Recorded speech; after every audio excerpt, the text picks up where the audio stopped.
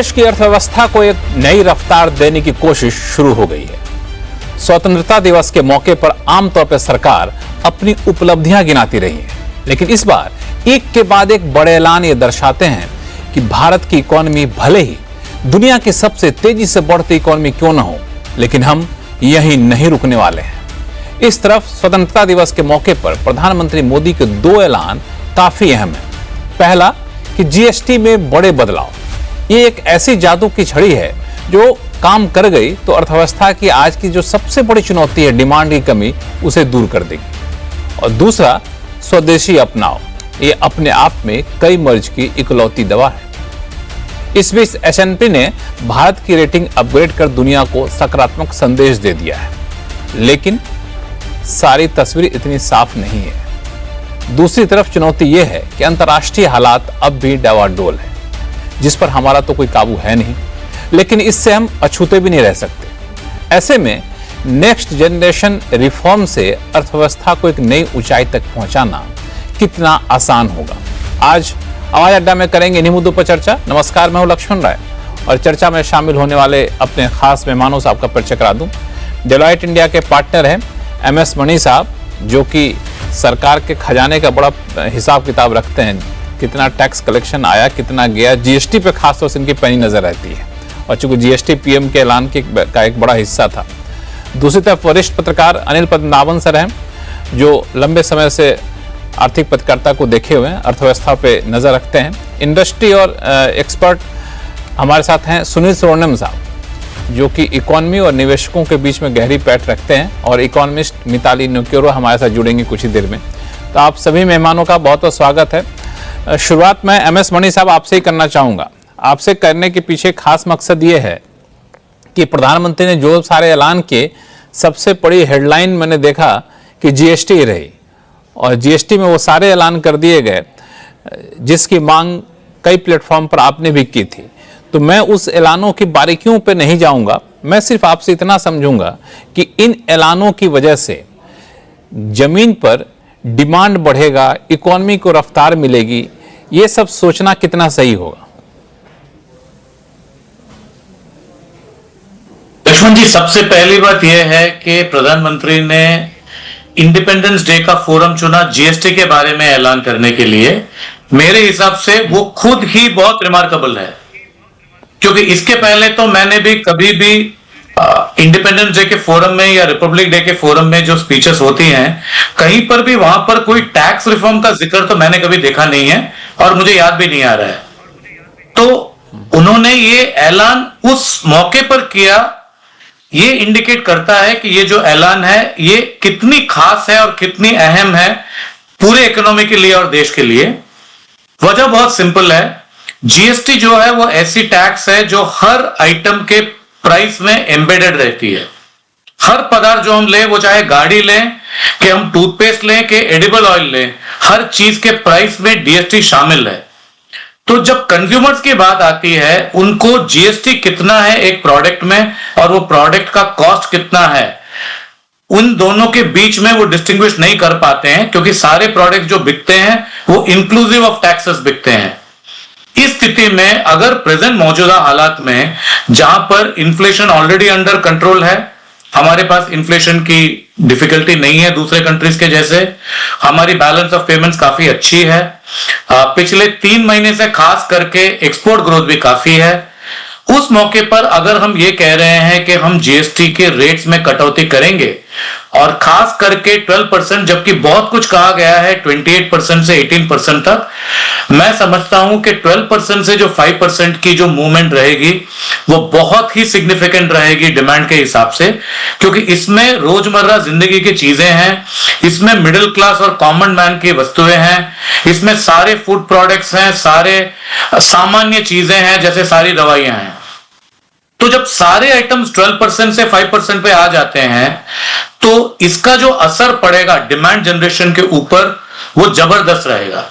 इसीलिए मेरे हिसाब से शायद ये प्राइम मिनिस्टर ने सेलेक्ट किया था कि इंडिपेंडेंस डे का फोरम है, इस किस्म के अनाउंसमेंट करने के लिए। आपको यह भी याद होगा कि जीएसटी का जब इंट्रोडक्शन हुआ था तो पार्लियामेंट के मिडनाइट सेशन में इसका उद्घाटन हुआ था, और ये उसके बाद में सबसे इंपॉर्टेंट डेट रहेगा जीएसटी के लाइफ में। ये सबसे इंपॉर्टेंट डेट रहेगा जीएसटी के लाइफ में। अनिल पद्मनाभन साहब आपके पास आऊंगा और साथ में सुनील सोनम साहब आपके पास भी आऊंगा, लेकिन मैं इकोनॉमिस्ट मिताली निकोरे के पास जाना चाहूंगा यहाँ पे। मिताली, आपको क्या लगता है कि जिस तरीके का जो कह सकते हैं ना कि इस वक्त की सबसे ज्यादा जरूरत थी जो कदम उठाने के लिए अर्थव्यवस्था को अगले लेवल पर ले जाने के लिए, वो कदम 15 अगस्त के भाषण से साफ दिख रहा है?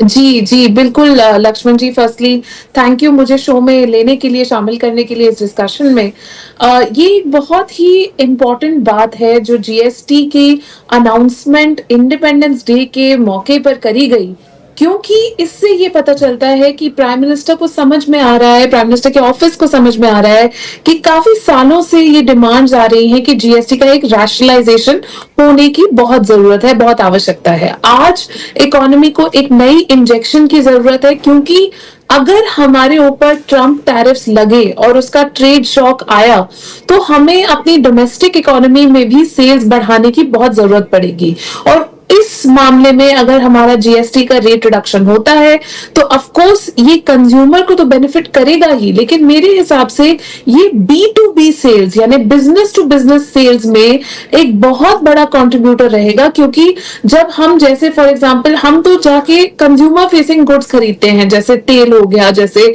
पानी हो गया, जैसे दूध हो गया, उस पे हम 5% का जीएसटी देते हैं। लेकिन जब आप B2B सेल्स करते हैं, तो जैसे अगर आपको सीमेंट खरीदना है या फिर आपको लॉजिस्टिक्स सर्विसेज लेनी है या फिर आपको कोई भी पदार्थ अपने रियल एस्टेट के कंस्ट्रक्शन के लिए खरीदना है, उसके ऊपर भी आप जीएसटी दे रहे हैं और उसमें एक कैस्केडिंग इफेक्ट हो जाता है जीएसटी का। तो इसलिए ये बहुत जरूरी है कि अगर हमें अपनी ट्रेड, डोमेस्टिक ट्रेड को बढ़ाना है बिटवीन स्टेट्स, अगर हम अपनी डोमेस्टिक इकोनॉमी को एक शॉट देना चाहते हैं कि हाँ ये एकदम आगे बढ़े, और अगर हम B2B सेल्स को और ज्यादा बढ़ाना चाहते हैं और उनको फॉर्मल सेक्टर में लेके आना चाहते हैं, ये ना हो कि वो इनफॉर्मल और कैश इकोनॉमी की तरफ चली जाए, तो उसके लिए जीएसटी रेट्स को कम करना और सिंप्लीफाई करना, ये दोनों चीजें बहुत ही जरूरी है। ये दोनों चीजें बहुत ही जरूरी थी। सिर्फ रेट ही कम नहीं किया करने की बात की गई, इसको सिंप्लीफाई करने की भी बात की गई। सुनील सोनम साहब, अलग अलग कंपनियों के रिजल्ट को भी आप काफी बारीक से देखते रहे हैं। अभी हाल में कंपनियों के रिजल्ट भी, सीजन भी खत्म हुआ, तो पहले बात हो रही थी कि रूरल डिमांड अच्छी है, अर्बन डिमांड बहुत अच्छी नहीं है। अब हुआ कि रूरल डिमांड भी कम हो रही है, अर्बन डिमांड में वो रफ्तार देखने को नहीं मिल रही है।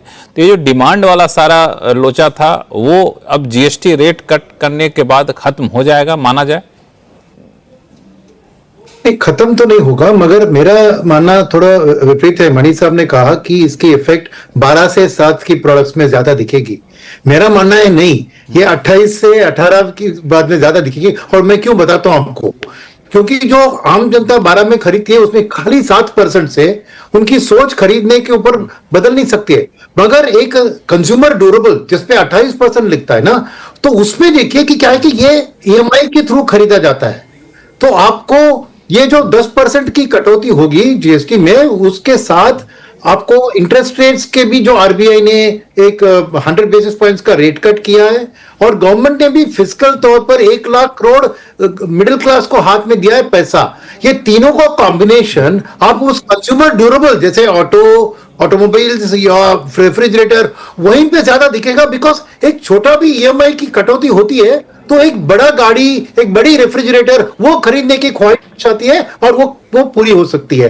तो मेरा है कि डिमांड की पुश के ये इसमें ये 28 से 18 में ज्यादा आपको इंपैक्ट दिख सकता है। सेकंड बात, आपको यहां पर जो मिताली जी ने बताया कि कैस्केडिंग इफेक्ट, इसका एक और आम है। इसमें क्या है कि एक तरफ से टैरिफ को कंट्रोल करने की बात है। ये not that domestic demand versus export, नहीं, एक्सपोर्ट के प्रोडक्ट्स में भी वो जीएसटी लगता है, तो अल्टीमेटली वो महंगी हो जाती है जब एक्सपोर्ट करना है। अभी उसमें टैरिफ भी लगनी है, तो नेचुरली जीएसटी कम कराने से एक्सपोर्ट्स भी मोर कॉम्पिटिटिव हो जाएंगे। तो मेरे ख्याल में ये एक तरह से हम बैकडोर में से टैरिफ की, जो ट्रंप की टैरिफ की असर है उसको कम कराने की कोशिश कर रहे हैं, वो दूसरी बात है। और तीसरी बात मैं मानता हूं इसमें कि आप देख लीजिए कि एस&पी का, क्योंकि अल्टीमेटली ये टैक्स का जो कम होना है वो एक तरह का रेवेन्यू एक्सपेंडिचर है गवर्नमेंट के लिए, और इनको खबर आ गई होगी कि एस&पी की रेटिंग इंप्रूव होने वाली है और इसलिए उनका फिस्कल सिचुएशन कंफर्टेबल है। तो थोड़ा बहुत इस साल में अगर आपको इनकम कम होती है इसके कारण, तो भी हम फिस्कल डेफिसिट की जो टारगेट रखे उसको आसानी से मिल सकते हैं। और अगले साल की बात करें तो उनकी उम्मीद है कि वॉल्यूम बढ़कर टोटल इनकम का अमाउंट भी बढ़ेगा, घटेगा नहीं। तो ये एक सोच समझ के लिया गया एक्शन है।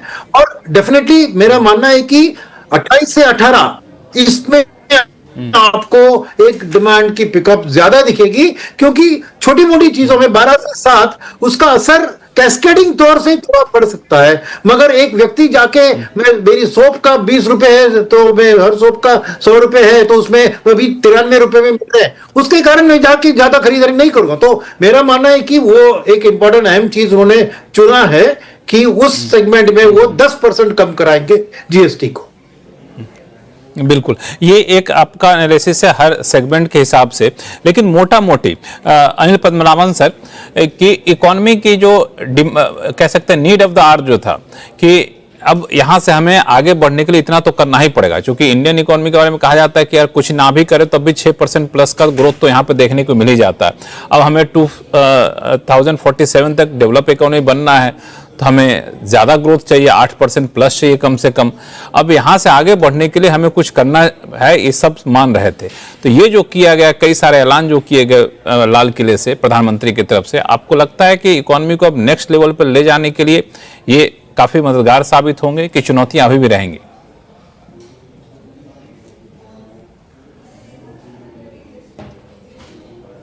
सर आप म्यूट पे हैं, अनिल पद्मनाभन सर आप म्यूट पे हैं। अच्छा, मदद करेगा या नहीं ये तो लक्ष्मण जी आगे जाके हमें पता चलेगा। लेकिन अभी जो ये इसका जो महत्व है, ये बाकी जो स्पीकर्स ने दोहराया, रेट्स का तो एक इम्पैक्ट होगा ही होगा, लेकिन जीएसटी आप भी खूब समझते हो। ये जिस तरीके से पिछले 8 साल में इसका जो एक आर्किटेक्चर में जो खामियां दिखी हमें, मतलब प्रोसेसेस में, ये टैक्स ऑफिशियल्स का ओवररीच में, और आप वो पॉपकॉर्न का विवाद तो जानते ही हैं कि मतलब पॉपकॉर्न फ्लेवर होगा तो अलग रेट होगा, तो ये सब समस्याएं भी हैं। तो उम्मीद है कि ये जब रेट्स काटने का ही नहीं बट बाकी जो रेट, ये जो प्रोसेसेस है और जो खास करके जो मध्यम वर्ग के जो कंपनीज हैं वो तो जूझ रहे हैं ये रेगुलेशन के बोझ से। मेरा मानना है कि प्रधानमंत्री ने इसका उदाहरण इसलिए दिया, एक कॉन्टेक्स्ट में दिया। आप एक पीछे हट के देखेंगे तो आप देखेंगे उनके जो भाषण था, मतलब हर साल वो एक थीम पकड़ते हैं। तो इस साल का थीम था जियोपॉलिटिक्स और उनका इम्पैक्ट हमारे भारत के आर्थिक स्थिति पर और सोशल स्थिति पर। तो उन्होंने क्या किया, जियोपॉलिटिक्स जिस तरीके से मतलब खराब हो रहा है दिन बर दिन, मतलब आज जो कल का दोस्त था अमेरिका फ्रेनमी हो गया, एनिमी तो एनिमी है ही। तो इन सब के प्रेशर पे भारत जूझ रहा है आज। और टैरिफ्स का तो उदाहरण बाकी स्पीकर्स ने भी दिया। तो उन्होंने कहा कि जियोपॉलिटिक्स से अगर हमें अगर इसका सामना करना है तो एक ही तरीका है कि आपने अपनी आर्थिक स्थिति इतनी मजबूत हो। अब उस आर्थिक स्थिति में एक और स्ट्रेटेजिक इंपॉर्टेंस है कि आप ना किसी पे मेहरबान ना रहे। तो उन्होंने उदाहरण दिया सिंदूर का कि ऑपरेशन सिंदूर इतना सफल हुआ क्योंकि सारे डोमेस्टिक टेक्नोलॉजी, इंडिजिनियस टेक्नोलॉजी था। बाहर का होता तो वो सप्लाईज नहीं देते, अजीब करीब से प्रेशर डालते और ये हम कर नहीं पाते। तो उस उदाहरण देके उन्होंने कहा कि सेल्फ रिलायंस स्ट्रेटेजिकली चाहिए, किसी पे डिपेंड नहीं करना चाहिए। लेकिन उसको अचीव करने के लिए भारत का जो प्लम्बिंग, मतलब जो इकोनॉमी का प्लम्बिंग है, जो स्पीड ऑफ ग्रोथ, जो बिजनेस ट्रांजैक्शन वगैरह है, उसमें बहुत बहुत बहुत प्रॉब्लम है।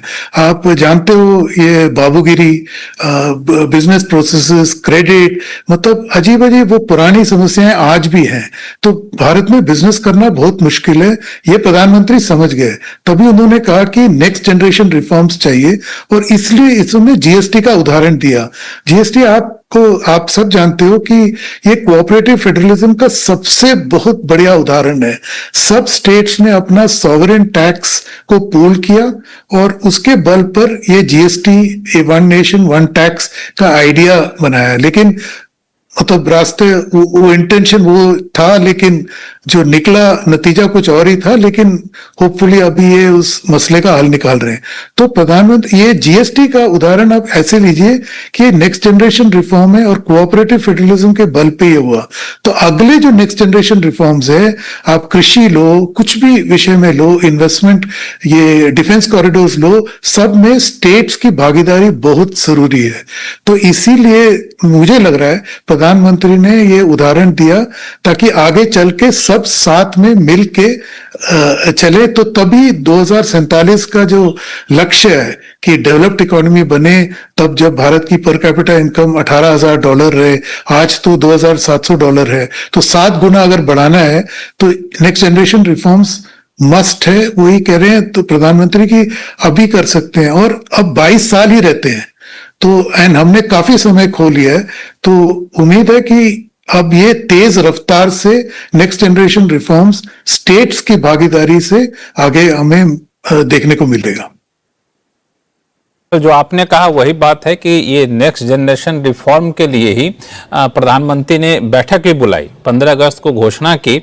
उसके बाद अब बैठक बुलाई जिसमें सभी आर्थिक मंत्रालयों को सचिव शामिल थे, मंत्री शामिल थे, जो देश के नामी गामी अर्थशास्त्री हैं वो भी शामिल थे। अब से ये बैठक बुलाई गई ताकि रोड मैप यहाँ से दिया जा सके। तो आपने जो कहा पद्मनाभन साहब, दो चीज़ें कि जीएसटी में बहुत सारी चीज़ें थी, पेचीदगियाँ थी, उसको दूर करने की जरूरत थी। तो जो जीएसटी रिफॉर्म में हम लोग तो फोकस कर रहे हैं वैसे कि टैक्स रेट कम किया गया करने की बात है, लेकिन ऐसा नहीं है। उसमें इन्वर्टेड ड्यूटी स्ट्रक्चर, जो क्लासिफिकेशन के इशू थे, वो सारे भी खत्म किए जाएंगे। ये इसमें रोड मैप का एक महत्वपूर्ण हिस्सा है। और दूसरा जो आपने कहा कि ब्यूरोक्रेसी अभी भी बहुत सारी चीजों में अड़चन रहती है, तो उसमें एक टास्क फोर्स बनाने की बात की गई है। नेक्स्ट जनरेशन रिफॉर्म के लिए टास्क फोर्स बनाया जाएगा, वो टास्क फोर्स इसका रोड मैप तैयार करेगी। मैं बाकी पैनलिस्ट के पास जाऊं तो पद्मनाभन साहब, चूंकि आपने दशकों से पूरे इकोनॉमिक पॉलिसी को देखा है, तो आपके हिसाब से इस टास्क फोर्स का जो नेक्स्ट जनरेशन रिफॉर्म के लिए बनाया गया है, सबसे कह सकते प्राथमिकता क्या होनी चाहिए उसकी? प्राथमिकता है कि टाइमलाइन होना चाहिए ये टास्क फोर्स के रिकमेंडेशंस का। पहली बात तो ये है। दूसरा, एक पॉलिटिकल हिम्मत दिखाना पड़ेगा ये हमारे एनडीए सरकार को, कि बिकॉज इसमें सारे पॉलिटिकली सेंसिटिव इश्यूज हैं। आप तो विपक्ष का चाल समझते ही हो, वो हर मुद्दे पे मतलब प्रोटेस्ट करते हैं, सर हो, जीएसटी हो, तो वो तो उसको देखते हुए एक पॉलिटिकल विल चाहिए। तो पहला है कि इसको एक टाइमलाइन होना चाहिए। मतलब ये नहीं कि 3-3 साल, मतलब आप 3 साल का रखिए, लेकिन 2-3 महीने में छोटे छोटे जो रिफॉर्म है वो करना ही चाहिए, वो रोल आउट करो। ये जो मैं आपने जो बोला कि बिजनेस प्रोसेसेस वगैरह जो है, ये जो अड़चन है इनको तो हटाइए, ईज ऑफ डूइंग बिजनेस बढ़ाइए। आज भारत में बिजनेस करना इतना मुश्किल है, आप सुब्रमण्यम साहब से पूछ लीजिए कितना मुश्किल है आज। अगर अपना जीएसटी रिटर्न, टैक्स रिटर्न कुछ भी करिए, इतनी स्क्रूटनी होती है, और मतलब एक टैक्स टेररिज्म की तरफ भी जा रहा है। तो ये मसले हल रिफॉर्म स्टेट्स का नहीं चाहिए इसमें, तो ये तो सेंटर ही कर सकता है। तो मुझे लगता है कि पहला है एक टाइमलाइन रखो, दूसरा एक मतलब फाइनाइट टाइमलाइन रखो। तो ये 3 महीने में ये करेंगे, 6 महीने में ये करेंगे, बिकॉज टाइम नहीं है, और इस सरकार के पास भी अगले 3.5 साल ही है। अगर हम किसी इंसेंटिव से जोड़ दें, क्योंकि आपको याद होगा कि एक स्टेट के लिए इंसेंटिव लाया गया था कि आप अपने लॉसेस को इतना कम करेंगे तो आपको लोन इतना सस्ते में दिया जाएगा। इस तरह के कई प्रावधान किए गए थे, बड़ा अच्छा काम किया था। कई स्टेट के आपस में कंपटीशन हो गए थे कि हम ज्यादा बेहतर करेंगे तो हमें सेंटर से ग्रांट ज्यादा इजिली मिल जाएगा, ज्यादा मिलेगा। तो कुछ इस तरह का फ्रेमवर्क बनाया जाए जो एनकरेज करे इन सब चीजों को करने के लिए। मिताली निकोरे, ये जो नेक्स्ट जनरेशन रिफॉर्म की बात अभी पद्मनाभन साहब से चर्चा हो रही है, उसमें उन्होंने कहा कि टास्क फोर्स की प्राथमिकता क्या होनी चाहिए आपके हिसाब से? नेक्स्ट जनरेशन रिफॉर्म में सबसे बड़ा रिफॉर्म क्या करे तो आप अच्छा रहेगा? जी, मेरे हिसाब से हमें अभी एक इंफ्रास्ट्रक्चर पे फोकस कंटिन्यू रखना है। इंफ्रास्ट्रक्चर डेवलपमेंट हमने जो पिछले 10-15 साल में किया है, 10 साल स्पेशली लास्ट 10 साल में, उससे हम देख रहे हैं कि बिजनेसेस के लिए कितनी चीजें आसान हो गई हैं। स्पेशली अगर हम लॉजिस्टिक्स कॉस्ट की बात करें, ये एक बहुत बड़ी कॉस्ट है किसी भी ऐसे बिजनेस के लिए जो कि जिसमें मैन्युफैक्चरिंग इन्वॉल्व है। अपने गुड्स को एक जगह से दूसरी जगह लेकर जाना, ये इजी करना किसी भी इकोनॉमी के लिए बहुत क्रिटिकल है। तो आज हमने लॉजिस्टिक्स कॉस्ट ऑलरेडी काफी कट करी है, लेकिन आगे चलते हुए हमें इसको और ज्यादा कट करना है और इसके लिए हमें इंफ्रास्ट्रक्चर में, ट्रांसपोर्ट इंफ्रास्ट्रक्चर में और ज्यादा इन्वेस्टमेंट्स की बहुत जरूरत पड़ेगी। दूसरा जो इंफ्रास्ट्रक्चर का पहलू है वो है ग्रीन इंफ्रास्ट्रक्चर का पहलू, जो कि मेरे हिसाब से अगले 10-15 सालों के लिए किसी भी देश के लिए बहुत ज्यादा जरूरी है, क्योंकि कोई भी तरह के आपके साथ नेचुरल डिजास्टर्स हो सकते हैं, क्लाइमेट चेंज आ रहा है। और तीसरी बात जो प्रधानमंत्री ने अपनी स्पीच में भी कही, उन्होंने एनर्जी इंडिपेंडेंस और ग्रीन एनर्जी को इक्वेट किया है, लिंक किया है, क्योंकि उन्होंने यही कहा है कि भारत जो है आज की डेट में ऑफ कोर्स बहुत सारे देशों पर निर्भर है एनर्जी इंपोर्ट्स के लिए, ऑयल इंपोर्ट्स के लिए, लेकिन आगे जाते हुए हमें आत्मनिर्भर बनना है, हमें एनर्जी इंडिपेंडेंट बनना है। और वो हम तभी कर सकते हैं जब हम सोलर, विंड एनर्जी, हाइड्रोकार्बन से दूर रहें और हम सोलर और विंड की तरफ जाएं। और हम अंडर ये डीप वाटर एक्सप्लोरेशन मिशन भी जो उन्होंने अनाउंस किया है, ये बहुत इंपॉर्टेंट है। तो ओवरऑल जो हमारा एक पाथ है, green energy, green infrastructure, logistics infrastructure, transport infrastructure, ये हमारी एक तरह से इकोनॉमी की नींव है और इसके ऊपर ही हम आगे बढ़ सकते हैं। हमें लॉन्ग टर्म में ज्यादा फोकस करना चाहिए।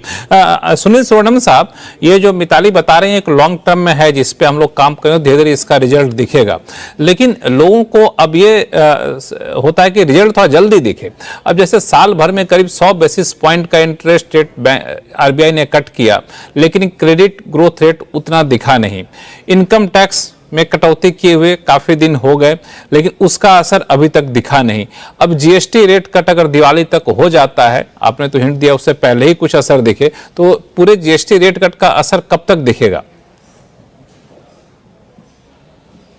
मेरा मानना है कि ये साइकोलॉजिकल इम्पैक्ट इसका इमीडिएटली दिखेगा, क्योंकि ये जब कट होती है वो बात अलग है। क्योंकि जैसे आपने सही से कहा कि 1 लाख करोड़ का उन्होंने गिवअवे जो किया था फिस्कल पॉलिसी में, बजट में, लोग उसको जाके सेव कर रहे हैं। इसलिए आज बैंक की डिपॉजिट ग्रोथ क्रेडिट ग्रोथ से बेहतर है। अब म्यूचुअल फंड की एसआईपी बुक बढ़ रही है, म्यूचुअल फंड की लंप सम फ्लोस भी बढ़ रही है। यानी लोग अपने पैसे को लेकर सेविंग्स क्यों डाल रहे हैं? अभी सेविंग्स इकोनॉमी के लिए अच्छी है। नहीं, मैं पूछ रहा हूं लोग सेव क्यों कर रहे हैं? लोग सेविंग क्यों कर रहे हैं? लोगों को एक अनिश्चितता दिख रही है, लोगों को लगता है कि पता नहीं आगे चल के हमारी आमदनी कितनी रहेगी, ग्रोथ हुआ कि नहीं हुआ। क्या ये एक वजह है सेविंग करने के लिए? तब तो और खतरनाक है। नहीं, वो हो सकता है, मगर दूसरी बात है कि उनको खर्चा करने का मन नहीं है। वो इसलिए सेव कर रहे हैं कि खर्चा नहीं करने का मन नहीं है। तो खर्चा करने का मन जब होगा, जब मेरी फ्यूचर मुझे अच्छी दिखी, तो साइकोलॉजिकली ये कट है। मैं कहना चाह रहा हूं क्या करनी। और सेकंड चीज जो इसमें है, अहम चीज मैं बता रहा हूं कि ये क्यों किया गवर्नमेंट ने, ये भी आपको समझने की जरूरत है इसमें। क्योंकि अल्टीमेटली देश में सबसे बड़ी मुसीबत क्या है आपको? एक है जॉब क्रिएशन और दूसरी है कैपिटल एक्सपेंडिचर का। प्राइवेट सेक्टर से कुछ काम नहीं हो रहा है, तो ये दोनों हमारे ग्रोथ को नीचे गिरा रही है। और प्राइवेट सेक्टर का कैपेक्स को बढ़ाने के लिए आपको कैपेसिटी यूटिलाइजेशन बढ़ना है, जो देश में ऑलरेडी फैक्ट्रीज है, कारखाने हैं। तो ये कंजम्पशन को बढ़ाना अल्टीमेट मकसद है कि कैपेसिटी में बढ़े और प्राइवेट सेक्टर हाथ दे, क्योंकि गवर्नमेंट की ओर से जितना कैपेक्स हो सके वो कर रहे हैं। इससे ज्यादा और कैपेक्स को बढ़ा नहीं सकते। और ये प्राइवेट सेक्टर का कैपेसिटी क्रिएशन ही आपको मल्टीप्लायर इफेक्ट देगा जॉब क्रिएशन में। तो इसलिए अल्टीमेटली जब जॉब क्रिएट होगी ना, तभी लोगों को एक फ्यूचर में एक भरोसा आएगा, क्योंकि मेरे भाई को नौकरी मिल रही है, मेरे दोस्त को मिल रही है कि नहीं, इस चीज से मेरी आज की खर्चा का डिसीजन मैं लेता हूं। तो क्योंकि नौकरियों की सीन उतनी अच्छी नहीं है आज एम्प्लॉयमेंट की, वो होगा जब प्राइवेट कैपेक्स बढ़ेगी। तो इसीलिए ये एक लॉन्ग टर्म तौर पर रख के इन्होंने ये डिसीजन लिया है। और इसकी स्ट्रेंथ कहां से आई पता है? आज क्योंकि फाइनली ग्रुप ऑफ मिनिस्टर्स में जाके अप्रूव होना है। आज बीजेपी के साथ आप खाली पंजाब, JNK, झारखंड, वेस्ट बंगाल और सदर्न स्टेट्स को छोड़िए, बाकी सब स्टेट्स आज बीजेपी के हाथ में है या उसके पार्टनर के हाथ में, इवन आंध्रा। तो इसीलिए आज शायद इसको इंप्लीमेंट करना भी आसान होगा, क्योंकि बहुमत है उनको ज्यादातर स्टेट्स में, राज्य में। तो मेरा मानना है कि ये उन्होंने एक लॉन्ग टर्म तौर पर सोच के लोगों की एक खर्चा करने की मन को बदलने की कोशिश की है। वो साइकोलॉजिकल इंपैक्ट हमें भूलना नहीं चाहिए, और वो पहले ही आ सकती है, बिफोर द रिफॉर्म। नहीं, वही मैं जानना चाहता हूँ, वो साइकोलॉजिकल इम्पैक्ट कैसे आएगी? एक तरफ FDI जिस रफ्तार से आ रही थी वो नहीं आ रहा है।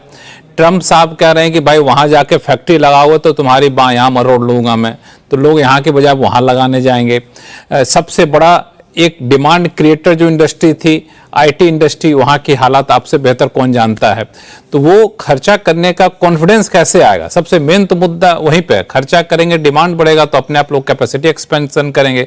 सीधे कैपेसिटी एक्सपेंशन तो करने से रहे, जो अभी हालात दिख रहा है। क्या आपको लगता है करेंगे वो, सुनील जी? नहीं, मुझे लगता है कि ये मुश्किल काम है, इसके लिए उन्होंने एक कदम उठाया है। अब हमारे भारतीय जनता को उसको हाथ देना चाहिए और अपने खर्चे को आगे लेके आना चाहिए। पोस्टपोन ना करे, अपनी बड़ी गाड़ी खरीदना है, बड़े घर खरीदना है, उसको पोस्टपोन ना करे, उम्मीद लेके करे।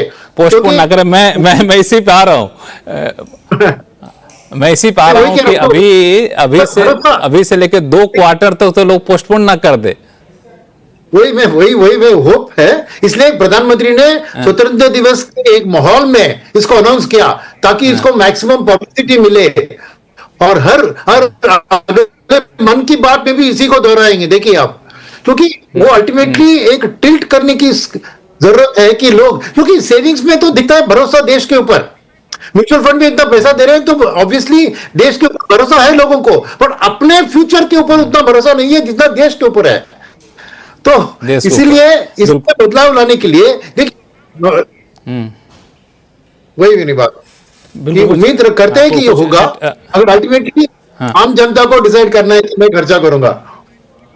बिल्कुल यही समझना चाहता हूं मणि साहब, कि मान लिया मुझे पता चल गया कि दिवाली तक गाड़ी पे टैक्स कम होने वाला है, तो गाड़ी मुझे सस्ती मिलने वाली है। मुझे पता चल गया दिवाली तक फ्रिज पे, AC पे टैक्स कम होने वाला है, तो हमें सस्ता मिलेगा। तो जो चीजें हम आज खरीदने वाले थे, कल खरीदने वाले थे, हो सकता है कि हम दिवाली तक टाल दें। तो अगले 1 क्वार्टर 2 क्वार्टर तक आपको ये असर दिख सकता है कि डिमांड और थोड़ा सा सुस्त दिखे आपको, इसका डर है?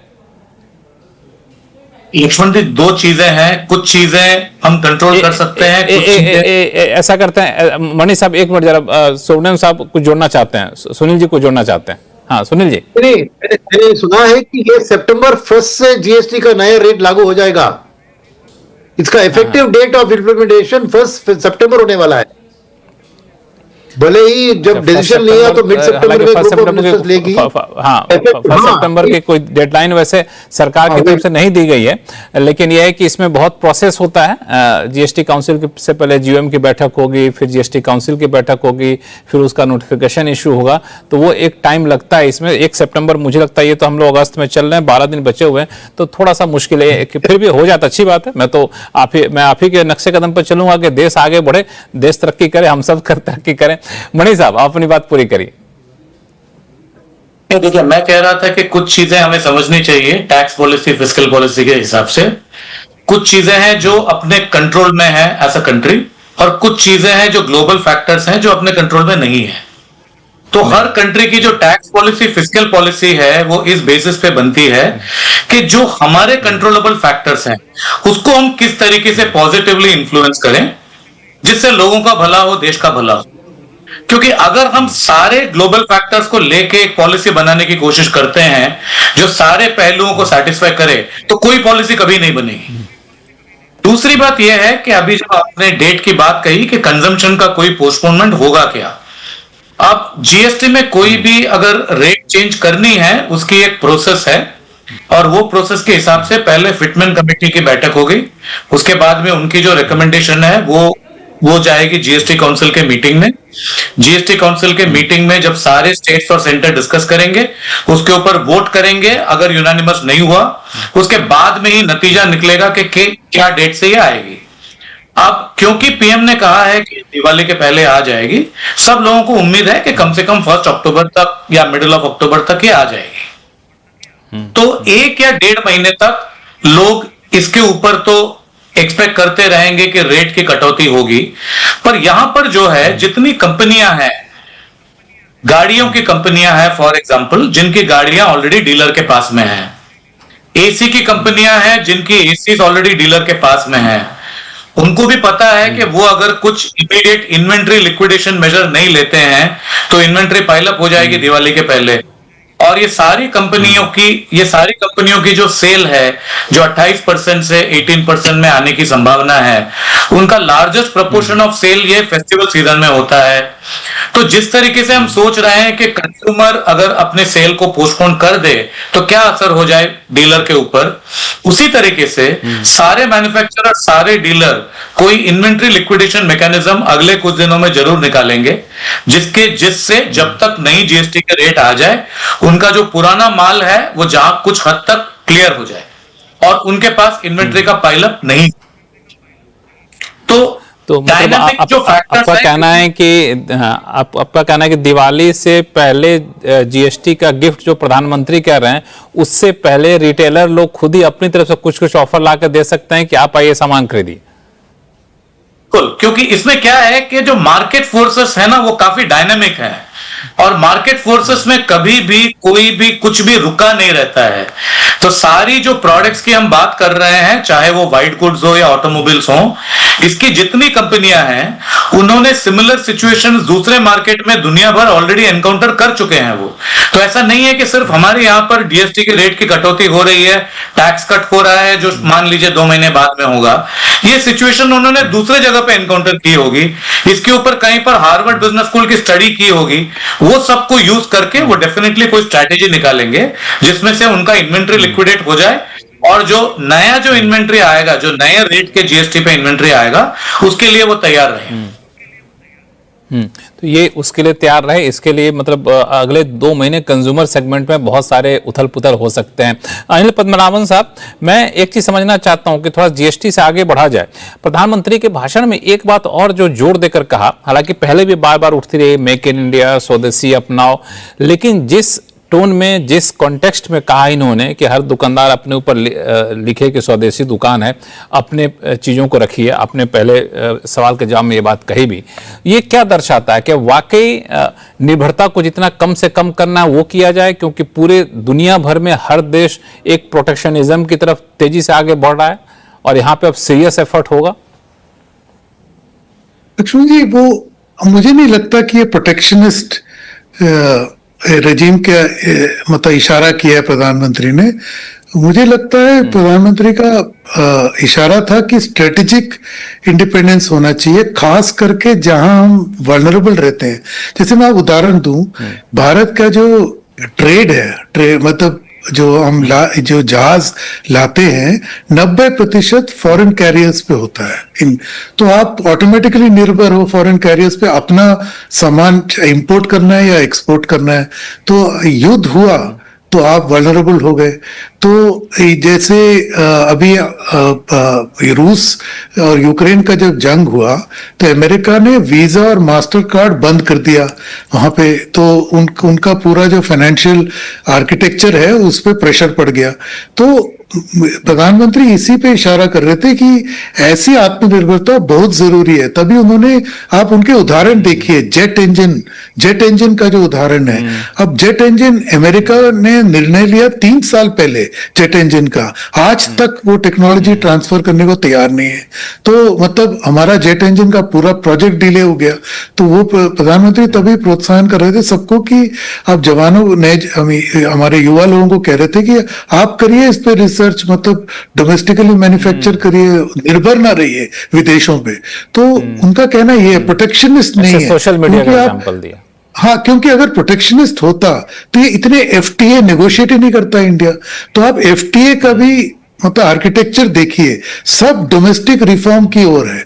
मतलब हम हमारी डोमेस्टिक कॉम्पिटिटिवनेस बढ़ाइए और फिर वो एफटीए में एक मौका मिलता है। आप जैसे इंडिया यूएई का जो है उसमें टेक्नोलॉजी ट्रांसफर भी है, इंडिया यूके का जो है टेक्नोलॉजी ट्रांसफर भी है। तो इंडिया को कॉम्पिटिटिव बनाना है, वही वो बार बार दोहरा रहे थे। एंड बिना कॉम्पिटिटिव आप कोई भी जीरो टैरिफ भी हो, आपके एक्सपोर्ट हो ही नहीं सकते। उदाहरण में मैं देता हूँ, भारत और जापान के बीच में 0% है टेक्सटाइल्स पे। भारत का एक कपड़ा भी वहां नहीं जाता आज भी। तो 0% पे ड्यूटी एक्सपोर्ट नहीं हो रहा क्योंकि कॉम्पिटिटिव नहीं है आप लोग। तो आपको कॉम्पिटिटिव होना है, वही प्रधानमंत्री दोहरा रहे थे। ये जो आपने कहा कॉम्पिटिटिव होना है और एक जो स्वदेशी की बात है, आपको लगता है कि जो अभी रिजीम है, पॉलिसी रिजीम है या फिर पॉलिसी एनवायरनमेंट है, उसमें हम लोग इतने ज़्यादा आत्मनिर्भर हो पाएंगे क्या स्ट्रेटजिक तौर पे? क्या हमारे पास उतना इंफ्रास्ट्रक्चर, वो इकोसिस्टम है क्या कि कोई यहाँ पे अपना ट्विटर बना ले, कोई अपना यहाँ पे माइक्रोसॉफ्ट बना ले, कोई अपने यहाँ पे जेट इंजन बना ले? लक्ष्मण जी, वो तो अगर आप इकोसिस्टम प्रोवाइड करोगे तो बनेगा जरूर। आप सोचिए, इसरो ने, उदाहरण लीजिए ना, इसरो वो जिस दिन स्पेस को प्राइवेट सेक्टर के लिए खोला, इतने सारे स्पेस स्टार्टअप्स आए। अब वो ग्लोबल कंपटीशन में है, तो जैसे ही उनको मौका मिला, सपोर्ट मिला, वो आ गए। लेकिन आप फिर इसरो तो स्पेस तो एक अलग सेक्टर है, नीश है, तो उसमें उतना दखल नहीं होता ये टैक्स वालों का, सरकारी वालों का। तो जहां वो रेड टेप होता है, सबसे बड़ी समस्या रेड टेप है। आप यूनियन में देखिए, स्टेट गवर्नमेंट्स में देखिए, आप किसी भी मतलब इंडस्ट्रियलिस्ट, बिजनेस, स्टार्टअप वालों से पूछ लीजिए कितनी समस्याएं हैं। हमारा आईटी सेक्टर इतना बड़ा क्यों? क्योंकि सरकार पे निर्भर ही नहीं है, उनको कोई डिपेंडेंसी ना, उनको कुछ चाहिए था, उन्होंने अपने ही फंड्स अरेंज करे, खुद ही एक्सपोर्ट मार्केट पे डिपेंडेंट थे, और तो सरकार पे डिपेंडेंस नहीं था, तो बढ़ गए वो लोग। तो जहां सरकार के जो स्ट्रक्चर है, रेड टेप, ये बाबूगिरी, जहां वो दखल अंदाजी, अगर ये सरकार को कम करना है, वही सबसे बड़ा नेक्स्ट जनरेशन रिफॉर्म रहेगा। मतलब आप हमें कुछ ना दो भले, लेकिन हमसे लो मत, हमारे काम में दखल मत दो, हमें छोड़ दो, हम अपना काम खुद अपना घर संभाल लेंगे। मिताली निकोरे, इस इकोसिस्टम को कैसे बनाया जाए? जी, इसको मतलब मैं सबकी बातें सुन रही थी और एक पॉइंट मैं ये कहना चाहती थी सबको कि जब हम कंजम्पशन की बात करते हैं और हम जीएसटी जब कट हो जाएगा तो कौन कंज्यूम करेगा, अपना डिसीजन डिले, बात हमें सिर्फ उस ग्रुप की नहीं करनी है, उस 10% की नहीं करनी है जो आज कंज्यूम कर रहे हैं। बात हमें उन 90% लोगों की करनी है हमारे देश के, जो आज भी एक तरह से गरीबी के क्लोज रह रहे हैं, जिनकी कंजम्पशन कैपेसिटी उतनी ज्यादा नहीं है। वो लोग जो टियर 3, टियर 4, टियर 5 एरियाज में रह रहे हैं। तो मुझे लगता है कि जब हम ये पूरी ग्रोथ की बात कर रहे हैं और एक डीप ग्रोथ की बात कर रहे हैं, हम हमेशा कहते हैं कि भारत की इकोनॉमी में एक 1.4 बिलियन लोग हैं, 1.5 बिलियन लोग हैं, लेकिन हम ये भूल जाते हैं कि 800 मिलियन उसमें से आज भी फूड एड पर, मतलब जो हमारा राशन दिया जाता है उस पर एक तरह से डिपेंडेंट है। तो हमें ये जो पूरा एक काम करना है वो इनइक्वालिटी हटाने का, गरीबी हटाने का, ये आज भी हमें लेकर चलना है। और दूसरी इंपॉर्टेंट बात है औरतें, फीमेल लेबर फोर्स पार्टिसिपेशन, इसके बारे में मैं जरूर बोलना चाहूंगी क्योंकि ये स्टडी पे स्टडी करी गई है और ये देखा गया है कि जब और ज्यादा महिलाएं लेबर फोर्स में आती हैं तो उनकी कंजम्पशन कैपेसिटी इंक्रीज होती है, उनकी पूरी इकोनॉमी उनकी वजह से चलने शुरू हो जाती है और उसकी वजह से बहुत एडिशनल ग्रोथ भी होती है। और बहुत सारी स्टडीज में भी आया है कि नियरली $250 मिलियन इंडिया की इकोनॉमी में एनुअली ऐड हो सकते हैं अगर आप फीमेल लेबर फोर्स पार्टिसिपेशन को बढ़ाएं।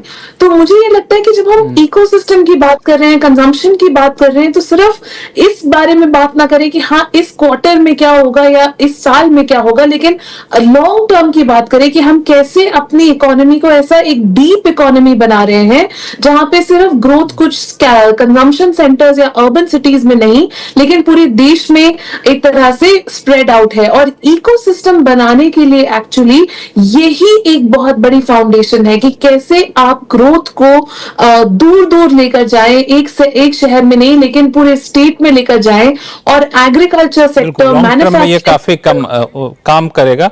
और यही कह सकते हैं कि भारत की अपनी जो क्षमता है वही क्षमता है। हमारे पास इतना एपेटाइट है कि हम डिमांड क्रिएट करने के लिए कह सकते हैं कि बहुत सारी कोई सीमा नहीं है, बहुत लंबा सफर है जहां हम जाकर डिमांड क्रिएट कर सकते हैं। हम लोग भी सैचुरेशन पर नहीं पहुंचे हैं कई विकसित देशों की तरह। तो एक हमारे पास विकल्प है, संभावनाएं हैं, शायद इसी तरफ प्रधानमंत्री इशारा भी कर रहे थे। और आपने सही कहा कि हमें वहां देखना है जहां पे अभी डिमांड नहीं है, वो कैसे डिमांड सिस्टम में हमारे साथ शामिल हो। एक और जो सबसे बड़ा चैलेंज है वो है कि हम तो ठीक है दुनिया की सबसे तेज बढ़ती इकोनॉमी हैं, लेकिन जो बाहर के फैक्टर हैं, इंटरनेशनल फैक्टर है, ग्लोबल फैक्टर है, वो तो हमारे काबू में है नहीं, उससे मछूते रह नहीं सकते हैं। तो ऐसे में नेक्स्ट जनरेशन रिफॉर्म कितना असर डालेगा और हमें किस तरह की रणनीति यहाँ पे अपनानी चाहिए जो कि इस ग्लोबल वर्ल्ड में, तो इस पर चर्चा करेंगे। लेकिन फिलहाल वक्त है छोटे से ब्रेक का। ब्रेक के बाद लौटते हैं तो ये सवाल लेकर के आप सभी मेहमानों के पास आऊंगा, कहीं जाइएगा नहीं।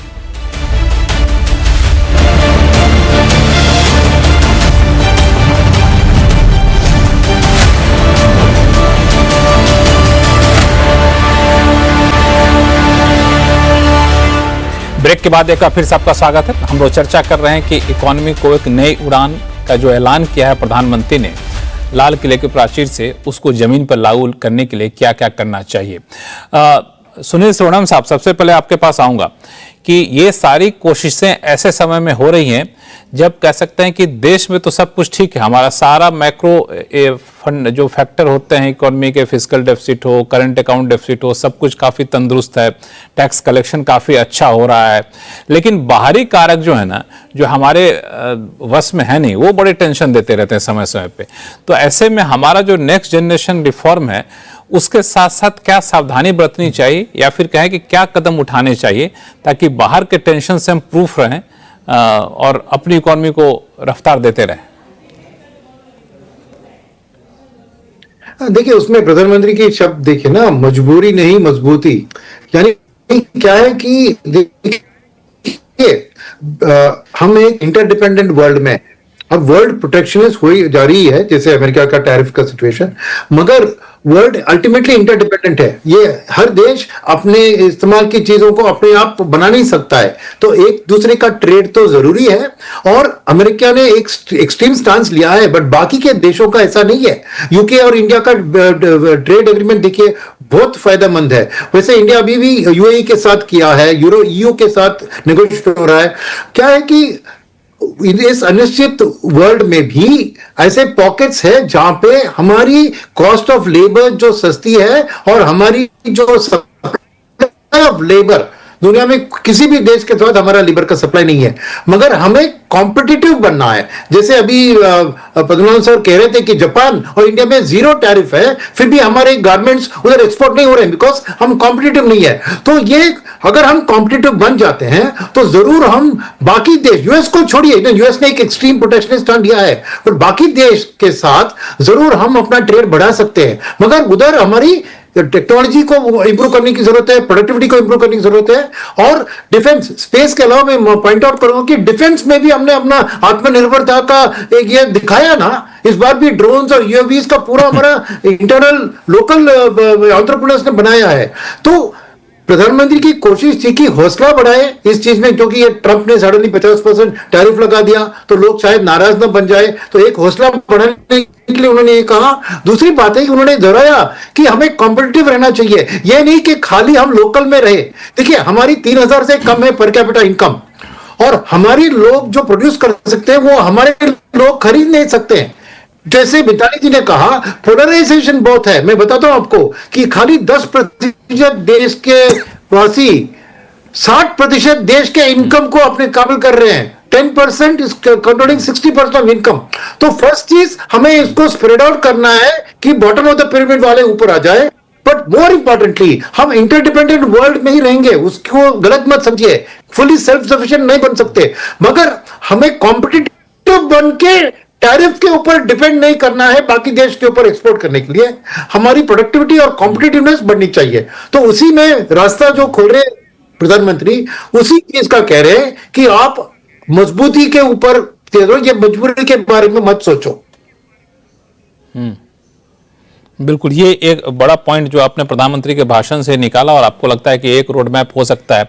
एमएस मणि साहब, इस बाहरी कारकों से बचने के लिए एक तो तरीका बताया सुनील सुवर्णम साहब ने, लेकिन आपको लगता है कुछ हमें ऐसे भी कदम उठाने पड़ेंगे जिसको लेकर के फ्यूचर में हमें इस तरह के कोई अगर टर्बुलेंस आता है तो उसको झेलने में हम कामयाब हो सकें? एक तो डिफेंस की बात आपने कही, डिफेंस बात निर्भर हो सकता है जैसा सुनील जी ने कहा, वैसे 2-3 सेक्टर की बात अभी चर्चा हो सकी। आपको क्या लगता है, सेक्टर के हिसाब से देखा जाए या फिर पूरा पॉलिसी लेवल पे या फिर ease of doing business level पे कुछ करने की जरूरत है? देखिए, अभी जो मौजूदा हालात हैं उसमें सबसे पहली बात हमें समझनी चाहिए कि ग्लोबल जो ट्रेड चेन्स हैं, ग्लोबल जो वैल्यू चेन्स हैं, वो हमेशा टर्बुलेंट रहेंगी। ऐसी कोई स्थिति नहीं आएगी जहां पर ग्लोबल ट्रेड में टोटल शांति है, सारे कंट्रीज अपने हिसाब से कर रहे हैं और हमारे लिए सब फेवरेबल है। पर अभी थोड़ा सा ज्यादा टर्बुलेंस है उसमें। तो इसमें मैं समझता हूं कि हमें 2 चीज करने की जरूरत है। पहली बात यह है कि जो हमारे स्ट्रेंथ्स हैं, we should play to our strengths. हमारी सबसे बड़ी स्ट्रेंथ क्या है? हमारी सबसे बड़ी 2 स्ट्रेंथ्स हैं। एक हमारी फेवरेबल डेमोग्राफिक्स हैं और दूसरी सबसे बड़ी स्ट्रेंथ है कि हमारी कंज्यूमिंग जो पॉपुलेशन है वो बहुत ज्यादा है। इसलिए हम दूसरे मुल्कों के हिसाब से उतने एक्सपोर्ट डिपेंडेंट नहीं है। तो ये स्ट्रेंथ्स को अगर हम अपना स्ट्रेंथ मान के चलें तो हमें कुछ चीजें करने की जरूरत है। पहली बात यह है कि जो वर्कफोर्स है उसकी जो स्किलिंग के ऊपर जो इनिशिएटिव्स है उसके ऊपर फोकस करें, क्योंकि लार्ज पॉपुलेशन रहना या लार्ज एम्प्लॉयबल पॉपुलेशन रहना जरूरी नहीं है, लार्ज स्किल्ड पॉपुलेशन रहना जरूरी है, खास करके आज की तारीख में जहां पर हर क्षेत्र में टेक्नोलॉजी का चर्चा बहुत ज्यादा हो रहा है। दूसरी बात यह है कि जब हम अपने सप्लाई चेन्स इनवर्ड और आउटवर्ड दोनों को जब हम डाइवर्सिफाई करते हैं, कोविड के टाइम में हमने यह महसूस किया था कि हमारी जो इनवर्ड सप्लाई चेन्स थी वो कुछ रिस्ट्रिक्टेड हो गई थी। इसकी वजह से काफी इंडस्ट्रीज को तकलीफ हुई थी। अब वो दोबारा आ रही है कुछ प्रोडक्ट्स के क्षेत्र में जहां पर हमारी जो इनवर्ड सप्लाई चेन्स हैं वो रिस्ट्रिक्टेड है, इसलिए वो यूजर इंडस्ट्रीज तकलीफ महसूस कर रहे हैं। सिमिलरली हमारी जो एक्सपोर्ट वैल्यू चेन है वो भी कुछ कंट्रीज तक रिस्ट्रिक्टेड है, कुछ ज्योग्राफीज तक रिस्ट्रिक्टेड है, उसको भी डाइवर्सिफाई करने की जरूरत है। तो जब हमारी वैल्यू चेन्स हैं वो इनवर्ड सप्लाई और आउटवर्ड सप्लाई दोनों में ज्यादातर डाइवर्सिफाइड है, हमारी जो हेजिंग रिस्क है वो कम हो जाएगी। पर मैं ये कहना चाहता हूं कि जितना भी हम करें, ये जितना भी डाइवर्सिफिकेशन ऑफ वैल्यू चेन करें, रिस्क जो है वो तो रहेगी। हमें वो रिस्क को संभालना पड़ेगा और मैनेज करना पड़ेगा जैसे सिचुएशन इवॉल्व होता जाता है। मैनेज करना पड़ेगा, रिस्क तो रहेगा, इसको संभालना पड़ेगा। अनिल पद्मनाभन साहब, इस रिस्क को, इस चुनौती को क्या हम किसी तरीके से एक अपॉर्चुनिटी के तौर पर बदल सकते हैं क्या? क्योंकि यूएस एक ऐसा कंट्री बन गया है कि जो लोग उससे जा रहे हैं वो तो मजबूरी में जा रहे हैं उनके पास, और जो चले गए, डील कर भी ली, तो उनको भी कहना है कि मजा नहीं आया, और डील हमने किया कुछ और, अनाउंस कर दिया कुछ और। तो खैर उसकी बारीकियों में नहीं जाएंगे, लेकिन इस ग्लोबल टर्बुलेंस का कुछ हम लोग फायदा उठा सकते हैं तो क्या? बिल्कुल लक्ष्मण जी, फायदा तो जरूर उठा सकते हैं, लेकिन मैं मतलब एक स्टक रिकॉर्ड की तरह फिर दोहरा रहा हूं कि आपके जो बिजनेस प्रोसेसेस हैं, वही मैं नोट्स बना रहा था जो ब्रेक में, तो मैं आपको 2 ही उदाहरण देता हूं कि आज के जो फैक्ट्री लॉज है हमारे देश में, आज भी मतलब 80 साल होने को आ रहे हैं, लेकिन वो कहते हैं कि अगर आप 300 एम्प्लॉय रखें तो आपको मतलब वो रेगुलेशन इतना ज्यादा हो जाता है, तो जो हमारे जो उद्योग इंडस्ट्रियलिस्ट हैं वो मतलब उनको 300 एम्प्लॉय करने तो वो 150 करके करते हैं ताकि वो इस रेगुलेशन के नीचे ना आए। तो इसका नतीजा क्या होता है? हाँ, नहीं, वो स्केल नहीं मिलता उनको। आप अगर एक फैक्ट्री में 300 लोग लगा के काम करोगे तो उसमें ज्यादा स्केल का अपॉर्चुनिटी है, जबकि आप 2 फैक्ट्री में 150 लोग लगा के करोगे। दूसरा है ओवर टाइम क्लेम करने के लिए, अगर किसी एम्प्लॉय को क्लेम करना है, हमारे फैक्ट्री रेगुलेशन के अकॉर्डिंग आपको दुगना उनको पे देना होता है। अब कौन देगा आप सोच लीजिए। तो ये इनफॉर्मली उनको हायर करते हैं, सस्ते में देते हैं, तो ना वर्कर्स को फायदा हुआ, और अगर आप इनफॉर्मल वर्कर लोगे वो स्किल लेवल पे नहीं मिलेगा, तो कंपनी पे भी नुकसान, वर्कर पे भी नुकसान। तो मैं ये कह रहा हूँ दैट ये सब छोड़िए, बाहर के नो जो जियोपॉलिटिक्स होता रहेगा, जैसे आई थिंक मणि साहब ने, सुनील साहब ने कहा, तो ये तो होता रहेगा, ये आप लेके चलिए। लेकिन आप डोमेस्टिकली क्या कर रहे हो, मतलब 80 साल के बाद, ये तो छोड़िए, अभी तो जैसे मिताली जी ने बोला कि 880 करोड़ लोगों के पास गरीबी से जूझ रहे हैं। क्यों जूझ रहे हैं? आपको आज बेसिक चीज, पानी, बिजली, घर, ये गैस, कुकिंग गैस आज मिल रहा है। मतलब ये आपको मतलब 40 साल पहले मिलना था। तो ये आप जीएसटी का जो रिफॉर्म कर रहे हो, आज कर रहे हो, इसको आप भी जानते हो, आप आर्थिक, बहुत ही वरिष्ठ आर्थिक पत्रकार खुद हो, तो आप जानते हो इसको तो 3 साल पहले करना था, लेकिन तब भी नहीं किया। तो हमारा डोमेस्टिक रिफॉर्म है मोस्ट इंपॉर्टेंट। ये बाहर के प्रेशर छोड़िए, डोमेस्टिक आप रिफॉर्म करिए, देश की आर्थिक स्थिति मजबूत करिए। चीन का उदाहरण देख लीजिए, आज वो 30% ग्लोबल मैन्युफैक्चरिंग कंट्रोल करता है। उनका जो ईवी में जो होल्ड है दुनिया में, मतलब मर्सिडीज बेंज जैसे कंपनीज अब घुटनों पे आ गए हैं उनके सामने। तो उनकी जो कॉम्पिटिटिवनेस है इतनी तगड़ी है, वो अब जो डीप सीक जो उन्होंने निकाला, तो वो चैलेंज कर दिया पूरे अमेरिका को। तो आपके पास ऐसा कौन सा प्रोडक्ट है जो आप इतने ग्लोबल लेवल पे compete कर सकते हो? तो क्यों नहीं कर सकते? क्योंकि डोमेस्टिक इकोसिस्टम आपको मतलब वो एनकरेज नहीं करता, इंसेंटिव नहीं करता, डिसइंसेंटिवाइज करता है। मतलब आप देखिए ना, सब हम जुगाड़ करते रहते हैं पूरा टाइम, यहां से बचना है, उस रेगुलेशन से बचना है, मतलब भ्रष्टाचार बढ़ता है।